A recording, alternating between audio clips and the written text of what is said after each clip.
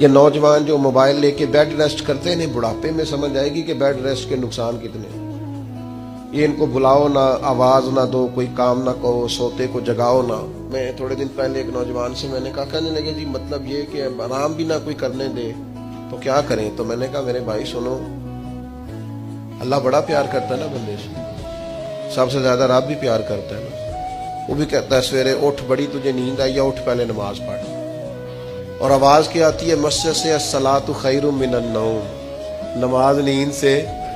اللہ پیار کرتا ہے نا، تو پھر آپ کی فلسفے کے مطابق تو آپ کو کہنا چاہیے تھا آرام کر، لیکن وہ کہتا ہے اٹھ کوئی کام کر، وضو کر، پھر ظہر پڑھ، پھر عصر پڑھ، پھر مغرب، پھر عشاء، پھر روزے، پھر حج، جد و جہد، ہمت، کوشش۔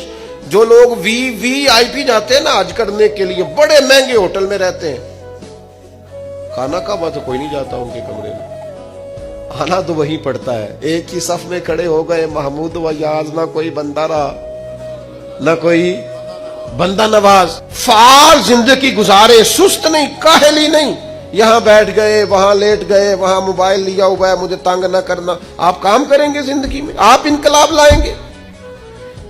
جو چلتا ہوتا ہے نا، چلتا، وہ پانی پاک ہوتا ہے، اور جو ٹھہر جائے وہ پاک نہیں رہتا۔ با ہمت، جد و جہد، کوشش، آخری دم تک لڑنا۔ جیتنا ضروری نہیں، لڑنا آخری دم تک جد و جہد رہے، تازگی رہے، کوشش رہے، ہمت رہے۔